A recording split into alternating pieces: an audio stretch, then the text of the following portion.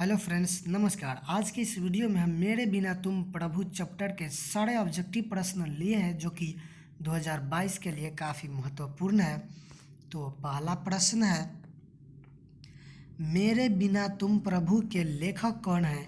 इसका आंसर है ए रेनर मारिया रिल्के। अगला प्रश्न है, रेनर मारिया रिल्के का जन्म कब हुआ? इसका आंसर है सी 4 दिसंबर 1875 ईस्वी में। अगला प्रश्न है, रेनर मारिया रिल्के का जन्म कहाँ हुआ? इसका आंसर है बी जर्मनी में। अगला प्रश्न है, रेनर के पिताजी का क्या नाम था? तो इसका आंसर है डी जोसेफ रिल्के। अगला प्रश्न है, रेनर के माताजी का क्या नाम था? तो इसका आंसर है सी सोफिया। अगला प्रश्न है, भक्त रिल्के प्रभु यानी कि ईश्वर से क्या करता है? इसका आंसर हो जाएगा ये प्रश्न।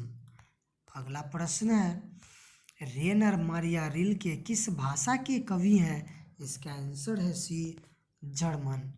अगला प्रश्न है, रिल्के की कहानी संग्रह है। इसका आंसर है बी टेल्स ऑफ अलमाइटी। अगला प्रश्न है, रिल्के का कविता मेरे बिना तुम प्रभु है। इसका आंसर है ये भावात्मक रहस्यवाद। भक्त कवि अपने को भगवान का क्या मानता है? इसका आंसर है ये जलपात्र। अगला प्रश्न है, निर्वासित का अर्थ है। इसका आंसर है ये बेघर। अगला प्रश्न है, पाठ्य पुस्तक में संकलित रिल्के की कविता का हिंदी अनुवाद यानी कि रूपांतरण किसने किया है? इसका आंसर है बी धर्मवीर भारती।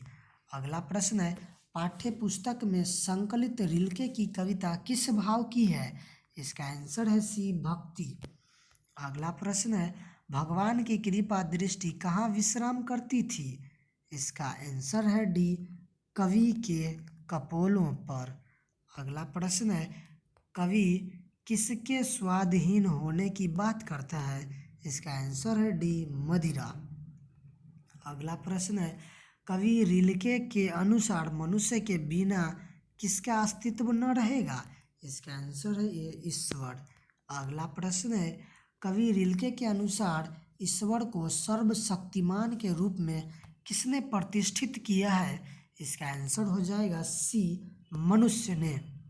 अगला प्रश्न है, कवि के काव्य शैली कैसी है? इसका आंसर है ए गीतात्मक। अगला प्रश्न है, मेरे बिना तुम प्रभु किस भाषा से अनुवादित है? इसका आंसर हो जाएगा बी जर्मन। अगला प्रश्न है, दूर चट्टानों की ठंडी गोद में किस कवि की पंक्ति है? इसका आंसर है डी रेनर मारिया रिल्के। अगला प्रश्न है, कवि अपने को भगवान का मानता है? इसका आंसर हो जाएगा बी पादुका। अगला प्रश्न है, लाबदा का अर्थ है? इसका आंसर है बी परिधान। अगला प्रश्न है, रेनर मारिया रिल्के की मृत्यु कब हुई थी? तो इसका आंसर हो जाएगा बी 1926 ईस्वी में। इस चैप्टर से इतना ही प्रश्न थे जो कि महत्वपूर्ण है।